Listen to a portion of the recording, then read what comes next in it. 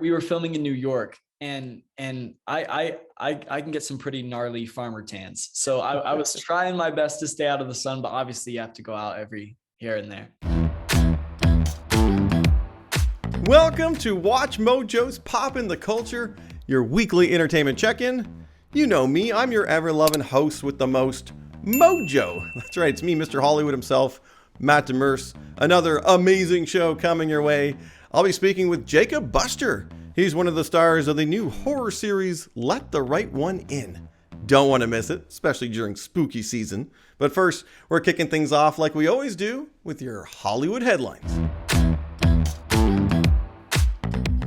All right, everyone, we begin with the ongoing fallout from the Super Mario Bros. Movie trailer, as fans continue to debate the titular plumber's voice, provided by the totally non-controversial Chris Pratt. What is this place? This comes after Pratt claimed that he was working hard to perfect the character's accent, but appears to just sound like himself, which begs the question, what was he working on exactly? Look, I found all three differences. Those are two completely different pictures. And although longtime video game voice of Mario, Charles Martinet, isn't leading this project, he has been getting lots of love online, thanks in part to a heartfelt post by fellow voice star Tara Strong. It's a me, Mario. Woohoo! Let's go. Okie dokie. We should also note another criticism fans raise stems from the appearance of Mario's, well, backside, or rather lack thereof. Cue the official Sonic the Hedgehog Twitter account to take a cheeky pot shot at the derriere design. This is what we're gonna do. Step 1, light taunting. Step 2, I have no idea. All right, well, here to share his takes is my man, the host of the Watch Mojo music podcast, Inner Sleeve. It's Cassius Morris. Cassius, we're starting with Mario. Okay, do they need to redo the whole thing like they did with Sonic? Because with an April 2023 release date, they have the time. Honestly, I don't think there's the need to redo this voice for Mario. I do think that with the Sonic example, that was definitely a good example for a redo. But in terms of Mario, I think the visuals are stunning. And in terms of a faux Italian accent from somebody who's not Italian as a voice actor, I'm not sure how well that would go over in 2022. Mushroom Kingdom, here we come! Okay, well, moving on from one beloved franchise to another, as Netflix's Addams Family series Wednesday has finally revealed it's Uncle Fester.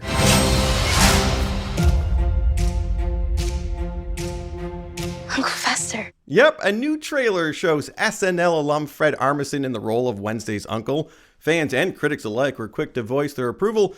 This as Armisen steps into the classic shoes, following the likes of Jackie Coogan and Christopher Lloyd. What can I say? He's gonna break hearts. All right, this show's actually got a stacked cast. You got Catherine Zeta-Jones in here, Christina Ricci, who also played Wednesday in the old Addams Family movies. But now the question is, with Fred Armisen as this kooky Uncle Fester, does his casting stack up with the classic role? Cassius? I think it looks great. You know, first impressions on this casting, he definitely has the modernized look of that Uncle Fester. Of course, the head is nice and shiny bald, as it should be. At the end of the day, you know, I think the casting is good.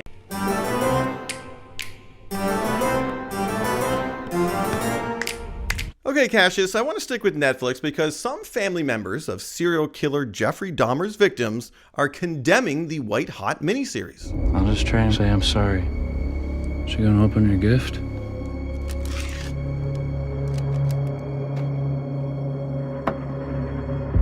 Producers of the uber-popular show, which depicts Dahmer's murders and how he got away with his killing spree for so long, are facing a growing chorus of criticism for not consulting with the victims' families, not even once. This man tried to kill me. You're saying there's nothing you can do about that? Yes. I called you for months. And while Netflix wasn't required to consult with the families, they are being accused of re-traumatizing them. Add in a healthy dose of creative license, and some are calling the results harsh and cruel. I know. But nobody heard me. All right, Cassius, what says you? Are you watching this show, and is that criticism fair? I actually am watching the show, Matt, and I'm close to finish the series, and I do have to say, the one positive thing I will say about the series as it progresses is that it seems to be mostly focused from the victims' perspectives, and that's one thing that I really appreciate about this show. I think it's important that we tell these stories in order to raise awareness about maybe people who don't have a voice and make sure this never ever happens again. Okay, well, moving on to musical icon Madonna. Did the 64-year-old Queen of Pop come out as gay in a TikTok video? The answer is apparently yes.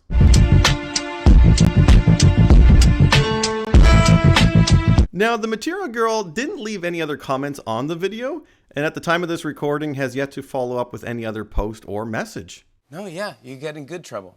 Good trouble. Yeah, you really do. No, why would you? Madonna? Cassius, what do you make of this? Are you surprised by this late in life revelation that we got on TikTok? You know, Matt, when it comes to Madonna, surprise is not really a word that's in my vocabulary when it comes to her. I mean, I think she's always shocking us, and that's really what she does best. You know, at the end of the day, if she decided to come out, I say congratulations to her. I wish her all the best with her new revelation. And definitely, I think it's also a good press move because, you know, Madonna, we've seen her with men through the years. We've also seen her with women. So, you know, maybe this is just to keep the ambiguity going, Matt, and maybe for the best when it comes to press. Okay, well, speaking of revelations, the smash hit Prime Video series The Boys has revealed some new girls who will be boarding the show's 4th season. We're all we've got. It's up to us. I think I have something. Amazon unveiled official photos of 2 brand spanking new soups, Susan Hayward as Sister Sage, and Valerie Curry as Firecracker. People love superpowers. But real power isn't this. It's the ability to bend the world to your will. Little is known at this time about their powers or allegiances, but showrunner Eric Kripke teases that these new soups will be some of the craziest ever, and that's saying something. All right, Cassius, when it comes to The Boys, we got season 4 on the horizon. What or who are you looking forward to? Well, I definitely know that the new characters look very interesting, Matt. When it comes to new soups, definitely Sister Sage is going to be cool. I like the design of her costume. It kind of reminds me of almost like some designer clothes you'd see at the Met Gala. And then when it comes to Firecracker, you know, definitely going with that classic cartoon sort of comic book look. It reminds me of like maybe if there was a female Captain America. That's sort of the vibe I get from this. And last for us in this week's Hollywood headlines is some exciting movie news coming out of the fan favorite horror production company Blumhouse.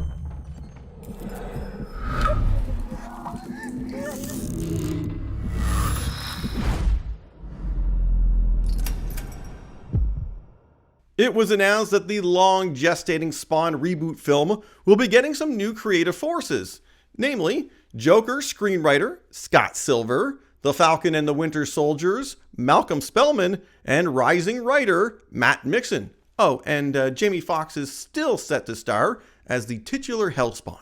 You sent me to hell, Jason. I'm here to return the favor. Plus, the movie adaptation of the fan favorite video game series Five Nights at Freddy's is moving forward with director Emma Tammy. But perhaps most exciting is the fact that it's actually going into production in early 2023.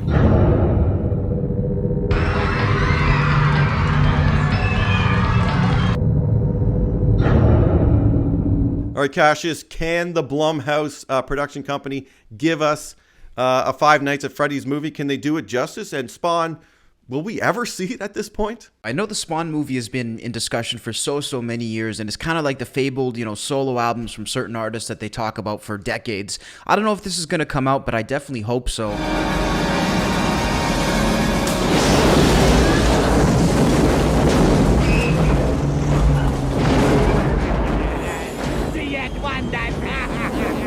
In terms of the Five Nights movie, I definitely hope that they can pull this off as well. Apparently, this has been one of the highest requested movies for the company, and I think, you know, definitely a cult classic in its own right, you know, to say the least. So definitely, I would like to see both of these movies come to fruition. Hey, Cassius, I can't thank you enough for helping me break this all down today. My pleasure. But Cassius, I can't have you go anywhere because, you know, we got to take a trip. That trip I think it's time. beyond the list. All right, Cassius, you know the drill. Here's what we do. We go in the archives of Watch Mojo. We pluck out a top 10 list, and we go beyond that list. What the heck does that mean? It means me and you get to have a little bit of fun. We get to riff on it. Did we watch any of these movies? Because today's is about specific films. And did Watch Mojo get it right or wrong? Today's interesting, Cassius, because it's top 10 rejected horror movies that became successful. So the horror genre... I'm a huge fan of it. Like anytime there's a new horror film, I'm right there. What's your fandom when it comes to scary, spooky movies? I'm honestly becoming a much bigger fan as I go, Matt, because I'm doing like the classic going back in history and retracing. So I'm watching, I've had my first viewings recently of Psycho, of The Shining, all these things. So it's incredible. Yeah, no. Once you get on the train, it's hard to get off because it's exactly. And I don't really know what it is. Maybe it's a bit of an adrenaline.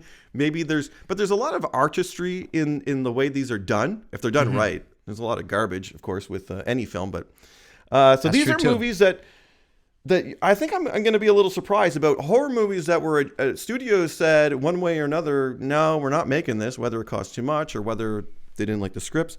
But then they became super successful. So let's see what we almost didn't get. You tell me if you saw any of these or if you want to as we go through. Number 10 is a movie that I really dug called Saw. I remember watching this in theaters. You know the one I'm talking about? They do all the torture. Absolutely, yeah. Jigsaw. Yeah. I'm a fan. I saw this on a date. Okay. Okay. Back in the day. We're not together anymore. But listen, I didn't really know what I was getting myself into. We got a lot of food, as you do at the movie theater. And I remember, like, by the time the movie started, I didn't take one bite of my popcorn. Yeah. I had such like a pit. Seriously, in my stomach. It's hard to have an appetite watching that. No, absolutely. It left me shaken in a good way, though, because I was like, this is different than anything I've seen. So I made it a tradition to go watch every other Saw movie. And then usually they came out around Halloween time, which is a great time to watch horror. So obviously the story goes that this wasn't, this was from rookie filmmakers. So the studio was like, no. And of course the violence, they were saying we can't in good conscience finance this. It seems like a pretty tough sell having like one of the main characters be, a little toy guy and stuff. I do remember these trailers, Matt, being on the younger side at the time, tormenting me when I was trying to see like a PG-13 movie, just being terrified while there's like Saw 3 and 4 trailers were playing. But yeah, definitely I could see how this could maybe be a tough sell. Absolutely. And I think the big thing was that the filmmakers who've gone on to do, like, I think they did like the paranormal stuff, but their resumes were pretty clean. Like this would have been like their first film, and that's always a hard sell. But if you look at first time filmmakers and when they do horror, it's usually because they got this great idea, and it's usually because they can tap into something that nobody else has. So I'm so glad we did get Saw, but they haven't done one in a while. I think we got a Chris Rock one. Remember he did a thing? Oh, he did like the Jigsaw's Revenge or something. I can't remember what it was called. Definitely wasn't that, but it was Spiral. That's what it was. That's what it was. Spiral. Yes. Yeah. But we haven't had an actual Saw since then, so we'll see. Fingers crossed. Number 9's got me a little shaken up here because it's been a while since I've had to picture the human centipede. Oh gosh, I'm already re-traumatized.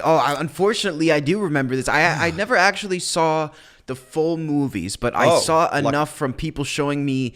At school, it was very popular, Matt, for us to go on YouTube and try to find scenes from this and freak each other out. And I really remember when I didn't know that existed. Those were good times.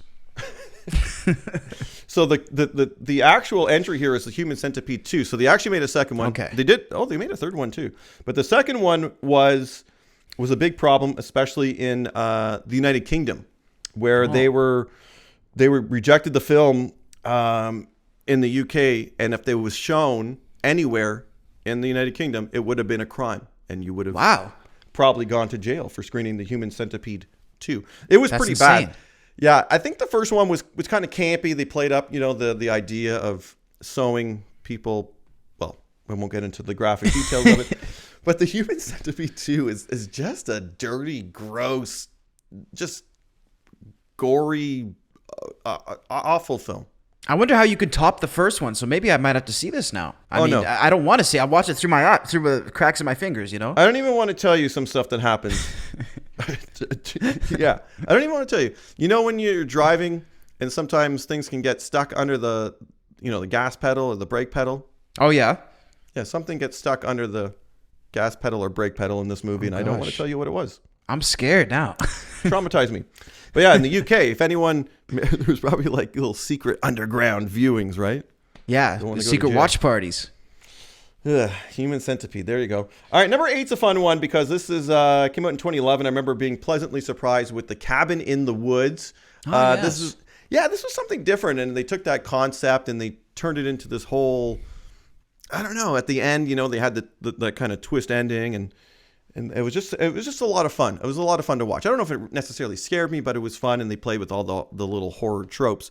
The big deal was that the initial home, the initial studio, MGM, they didn't have the budget for this, and they kept delaying it, and then because it was on the books, and then it wasn't until they went bankrupt and Lionsgate took on the property and was able to pump in the money. So it's in this case, it's kind of a good thing that the studio, because you don't want to do these things kind of half-ass. Because that's the thing. A movie like Look at The all Cabin these in the movies Woods. now getting canceled, like that are halfway through production. Oh yeah, that's right. But Cabin in the Woods deserved that budget, so it's kind of a good thing, and it was a big success. So if you haven't seen it, Cassius, go watch Cabin. I think I have seen it, but I think I'm due for a rewatch. Yeah, no, it really is fun, especially this time of year, guys. Put this on your rewatch list. Number 7's an interesting one, From Dusk Till Dawn, Quentin Tarantino. Huh? Interesting. I haven't seen this one actually. Okay, so let's hear it. So this is Tarantino. He's in it. He worked on this one with Rodriguez. Robert Rodriguez. And this movie is really great. It became kind of a cult following after the fact. George Clooney's in this. It has to do with the usual vampires and whatnot, but they did a really great. You must have seen the sequence where she comes out with a snake. She does a sultry dance with the snake. Okay, definitely. I think everybody's seen that. Yeah, it's a great scene. Yes. But the movie itself was it went through what they call development hell.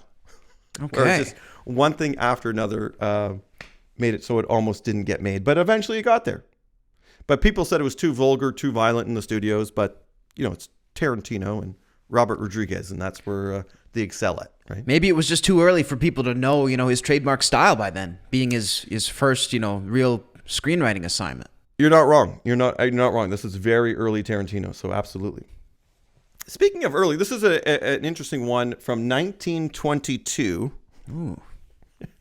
I'm not going to lie. I haven't seen this one, but I know all about Nosferatu, and that's because this is the classic, that German horror. You see the shadow, that classic scene.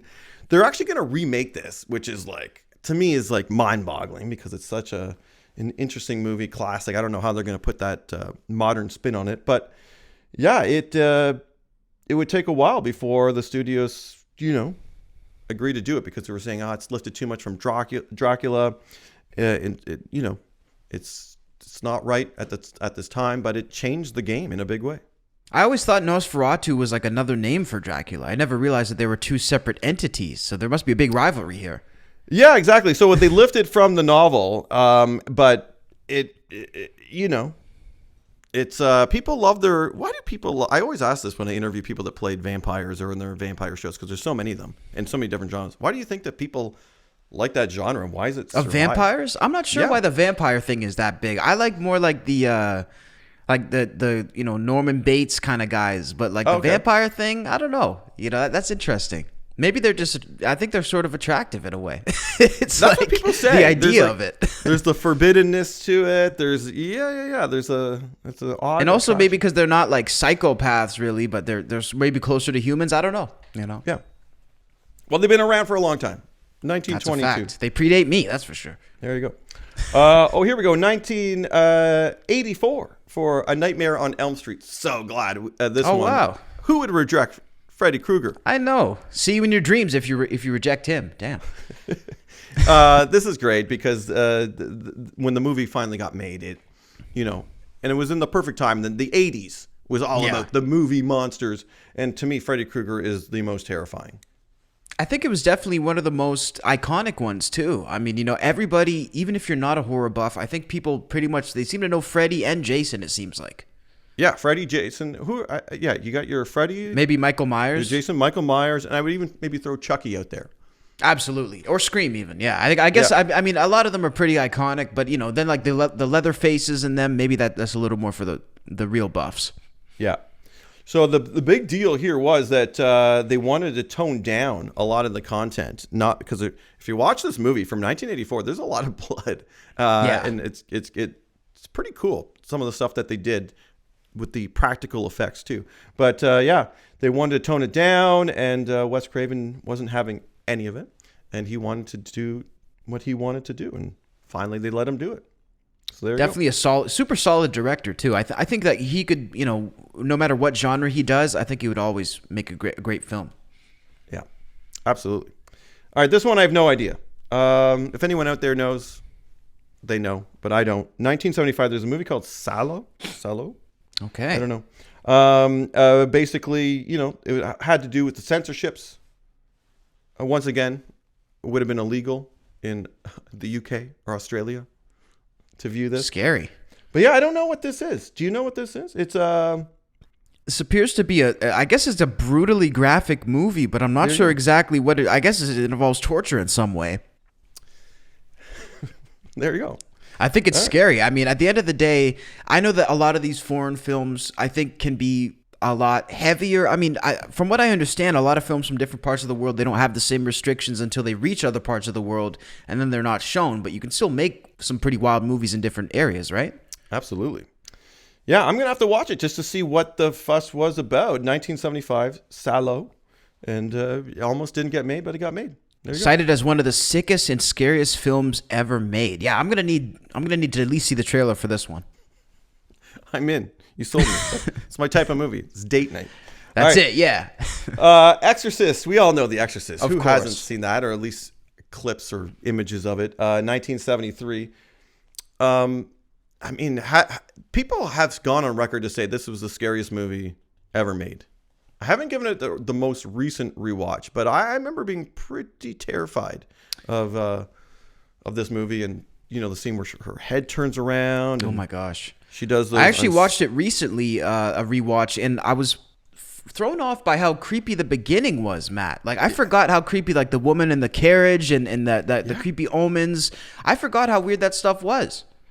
There's so much creepy, and even they did like a remaster where they added new scenes where she walks down the stairs almost like a crab. Oh yeah, that was in the remaster. Okay, so I must have seen the remaster.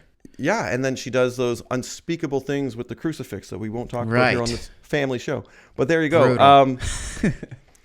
Yeah, no, it almost this movie almost didn't take place. So and thank God it did, because it paved the way for so much. A different way to do a horror movie, right? It wasn't all just slashing and what do they call it? The slasher film. This was more psychological and obviously supernatural. Or just a door slamming either. This was like, based around the girl and that possession, and probably the first time we really got an inside look at that. So, I mean, it's very sad what the actors had to go through on this movie. I mean, from the injury on the main woman to, the director firing off guns on the set apparently to scare them. But, incredible piece of filmography. We can agree on that, I think. There is a documentary about the chaos, and that's the best way to describe it. The chaos that went on behind the scenes at The Exorcist. Wow. Yeah, seek that out, because you're right. It is intense. It's terrifying. Also when you hear like on horror sets when kind of creepy, unexplainable things happen, there's some of that on The Exorcist too, which is always weird. Very weird. Get Out. This is recent, 2017. This is from Get Out is a movie that I missed. What's your review on this, Matt? Is this a must-watch, would you say? Absolutely. He's got this really groundbreaking horror movie coming out called Get Out. You're like, what? And then it's so well done. It's almost like the current day Hitchcock in a way. His movies take it to another level. I'm telling you, Cassius, when Jordan Peele has a movie coming out and it's a horror, don't walk, run. Okay. Don't get out, get into the movie. Okay, sounds good. Push people out of the way. Yeah. But yeah, this almost didn't get back. There was some negative feedback to the script. I guess people probably didn't take him seriously in that genre, right? Well, I mean, definitely trying to break in. It's kind of like, when you saw Will Smith or Jim Carrey trying to do their serious stuff, right? I mean, you have to prove yourself after a while. Absolutely. But if you can, I think it could definitely be doable. And that's what he did. He proved himself 100%. And it's a bit of a high concept. His movies usually are, these horror movies. Yeah, all three of them pretty high concept, I would call it. So it does take when you're reading the script and when maybe seeing it on the screen, it's two different things. So thank the Lord, the horror gods approved Jordan Peele's Get Out, because his movies are great. Number one, are you ready for this? This almost didn't make it to the big screen. Thank God it did eventually. It's called Psycho. You talked about doing a recent watch, 1960. Can you imagine? That would suck. This is the one that really solidified that slasher genre that I was talking about, right? So without Psycho, we wouldn't have gotten our Freddy Krueger. You probably wouldn't have gotten your Screams. You wouldn't have gotten your Michael Myers. They owe it all to this movie, which changed the game. That's the thing, Alfred Hitchcock definitely, what can be said about the guy? He paved the way for so much. And what I love about his stuff too is that he can make it entertaining, whether it's scary or not, whether it's his dramatic shows, his mystery shows. He always just really made it entertaining. And everything in that movie, from the police chasing the woman in the beginning to the stuff with Norman Bates, I mean, it's all just phenomenally entertaining. And I'm actually shocked that this didn't almost get approved. So, I mean, was this one of his first movies, Alfred Hitchcock, or what was the reason for that? No, the executives, and this is, I don't know if it's probably changed a little bit, but executives, if they're looking for kind of what they call a prestige film, something that they could maybe win an award for, they don't think horror.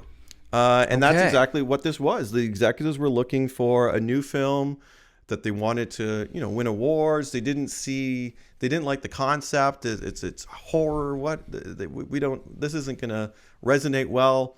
This isn't high art, if you will. Right. And then, of course, they were proven dead wrong. That's a fact. And also groundbreaking in terms of the plot as well. I mean, definitely tackling issues that I don't think were ever tackled in the movies. So it would have been a crime if this wasn't made. And fun fact, Cassius, I don't know if you know this, that was the first movie that showed a toilet flushing ever on the screen. Oh, really? There you go.